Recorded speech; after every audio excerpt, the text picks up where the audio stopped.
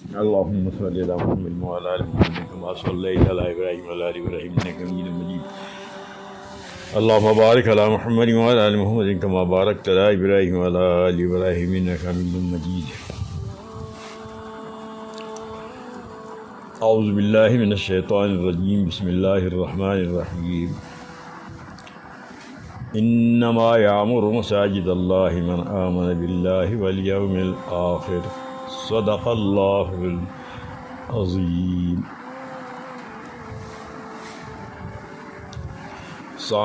سامعین حضرات، اللہ تبارک و تعالی نے مساجد کے تعمیر کے بارے میں فرمایا ہے کہ مسجد کا بنانے والا، تعمیر کرنے والا مومن ہے، جس کو اللہ پر ایمان ہے، آخرت پر ایمان ہے. وہی لوگ مسجد کو تعمیر کرتے ہیں، مسجد کو بناتے ہیں.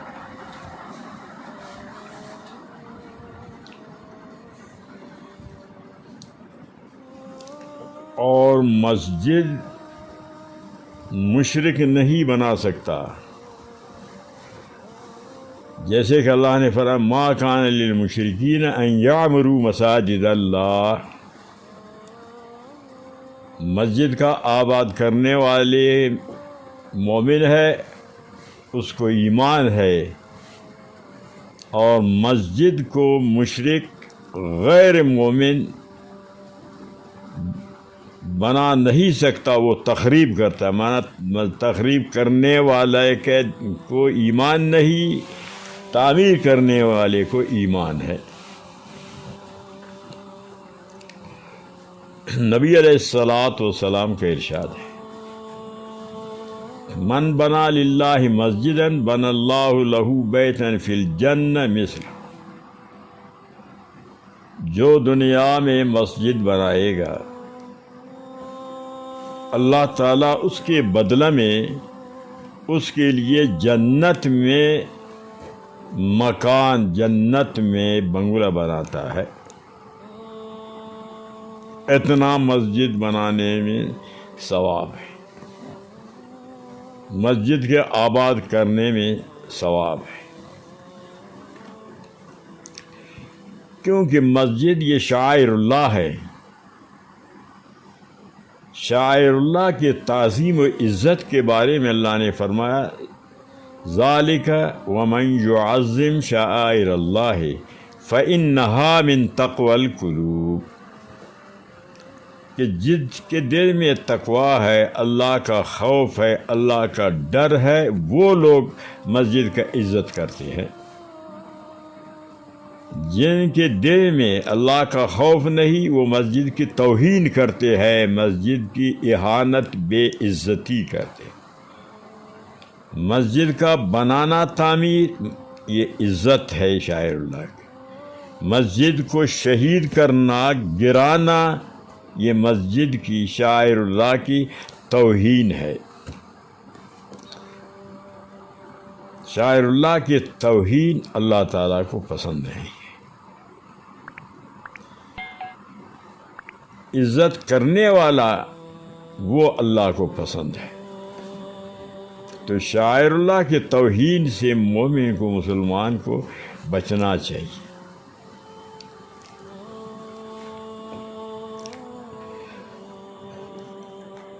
تو مساجد کے حفاظت کرنے والے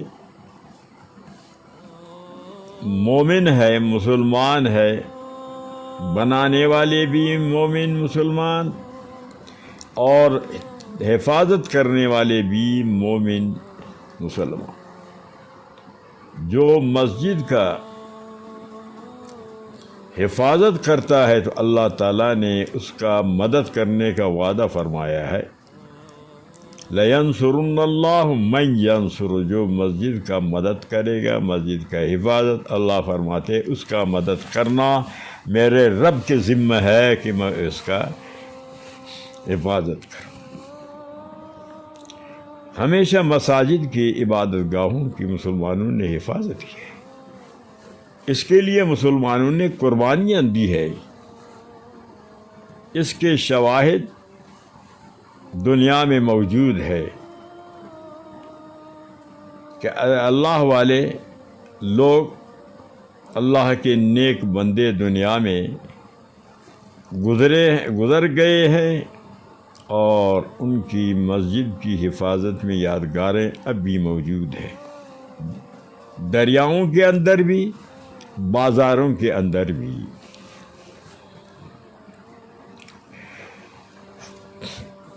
افسوس جب کہ مذہبی امور کے وزیر مولوی مواصلات کے وزیر، یہ سڑک وغیرہ بنانے کا وزیر بھی مولوی، باوجود ان حضرات کے برسر اقتدار رہ کر حکومتی طاقت رکھنے والے مساجد کے بارے میں سوچتے ہیں، مشورہ کرتے ہیں،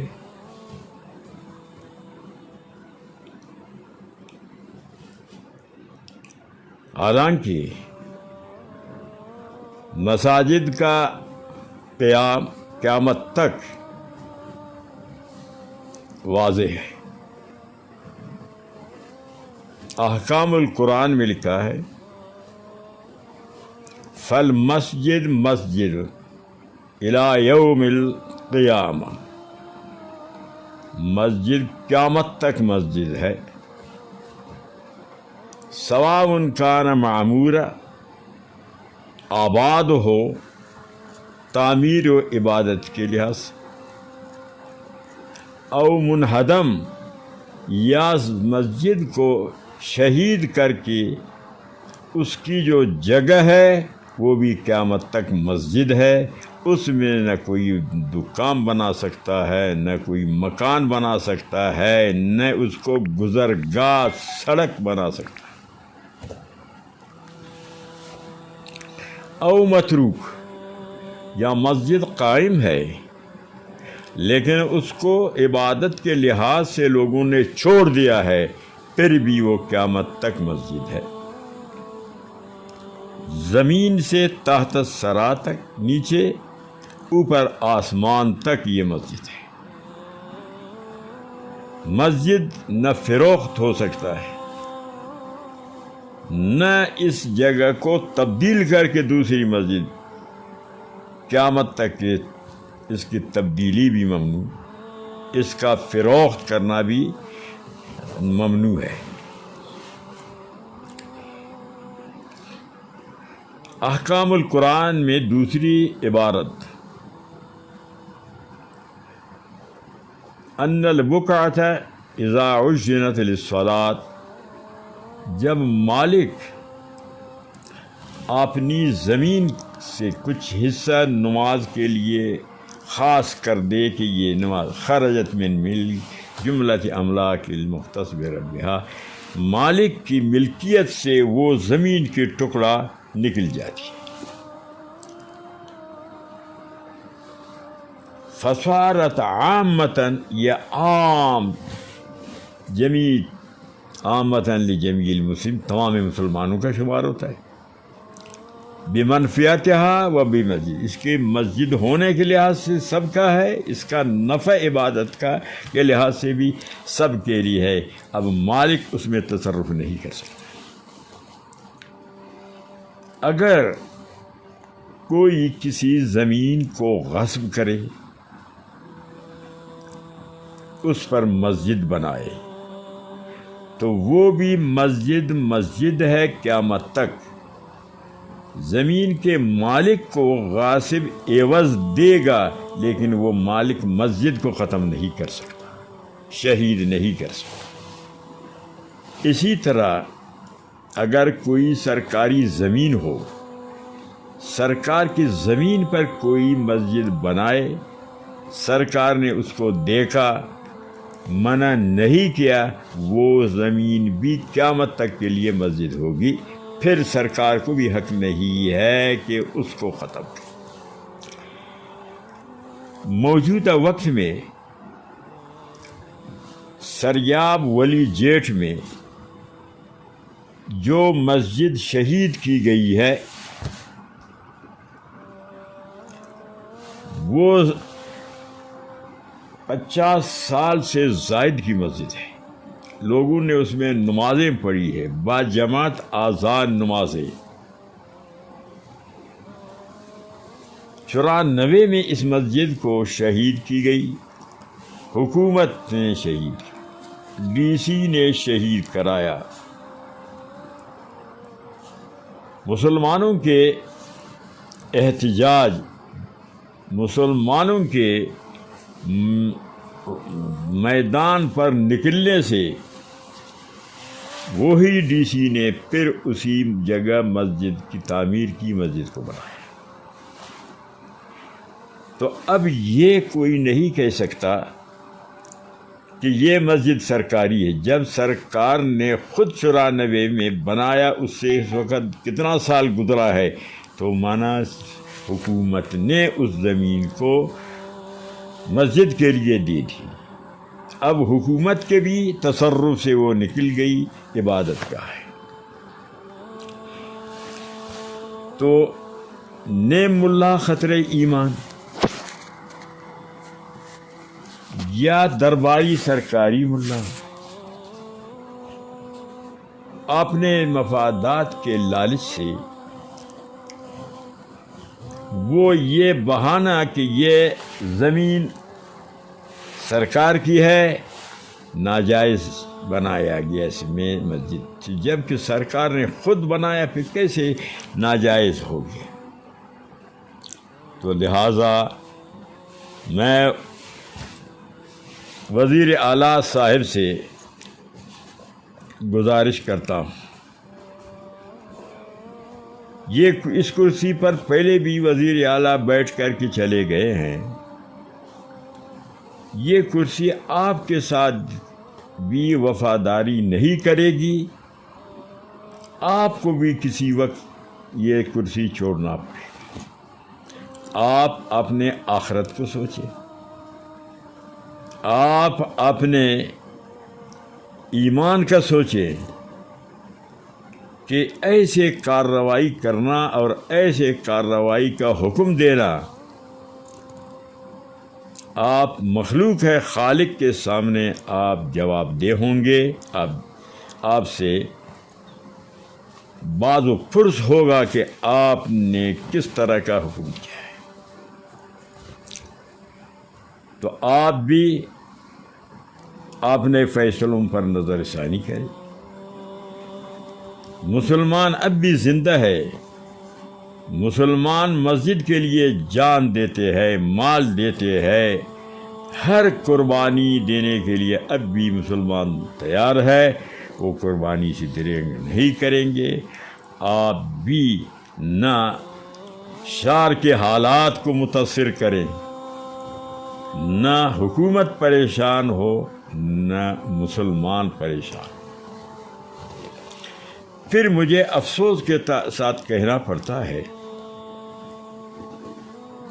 کہ جو اسلام کی دعویٰ کرتے ہیں کہ ملک میں ہم اسلامی نظام نافذ کریں گے، پھر جمعیت علماء اسلام کے پلیٹ فارم سے مساجد کے خلاف اقدام کرنا، ایک ریش تراش جو اپنے کلمہ کو نہیں جانتا اور مساجد کے مسائل کا فیصلہ اس کے سپرد کرنا، یہ مزید دکھ کی بات ہے، افسوس کی بات ہے کہ جو ناقابل برداشت ہے کہ اب اسلام دین شاعر اللہ یہ جاہل لوگوں کے جھولی میں اس کو ڈالا گیا ہے تو وہ بھی سوچیں کہ ہم کیا کر رہے ہیں، ہم کہاں جا رہے ہیں۔ آخر سارے مسلمان مرے نہیں ہے، تو ان کا بھی مواخذہ مسلمانوں کا ذمہ داری ہے، مواخذہ کرے۔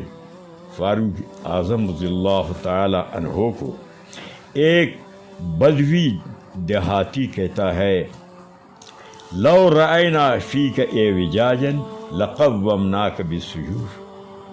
اے عمر رضی اللہ عنہ، اگر آپ نے شریعت کے خلاف کام کیا تو ہم تلوار سے آپ کو سیدھا کریں۔ حضرت عمر فرماتے الحمدللہ کہ میری رعیت میں ایسا بھی آدمی موجود ہے کہ مجھے عمر کا بھی مواخذہ کر سکتے ہیں، میرا گرفت کر سکتے ہیں۔ تو حضرت عمر سے کوئی بالاتر نہیں ہے کہ اس کا مواخذہ نہ کیا جائے۔ نبی علیہ السلام فرماتے لا طاعۃ لمخلوق فی معصیۃ الخالق۔ اگر مسلمانوں کا امیر، جماعت کا امیر شریعت کے خلاف کیا، لا طاعت، اس کی کوئی فرمان برداری نہیں، خالق کا حکم کو مانا ہے، اس کے حکم کو ٹکرانا ہے۔ تو اللہ تعالیٰ علماء کو، اللہ تعالیٰ مسلمانوں کو دین کا سمجھ عطا فرمائے۔ آپ نے مذہبی امور کا، آپ نے مذہب کا کہ حنفی ہے، اور آپ نے مسلک کا کہ دیوبندی ہے، اس کی حفاظت کے لیے ہر اس شخص پر نگاہ رکھنا چاہیے کہ جو حنفیت کے خلاف، مسلک کی دیوبندیت کے خلاف لوگوں کو دھوکہ دے کر کے مذہب کو نقصان پہنچائے۔ اللہ تعالی ہمیں اور ہمارے علماء کرام کو، اللہ تعالی تمام مسلمانوں کو صحیح راہ راست پر لگائے اور صحیح مذہب پر کام کرنے کی توفیق عطا فرمائے۔ وآخر الدعوانا ان الحمد للہ رب العالمین۔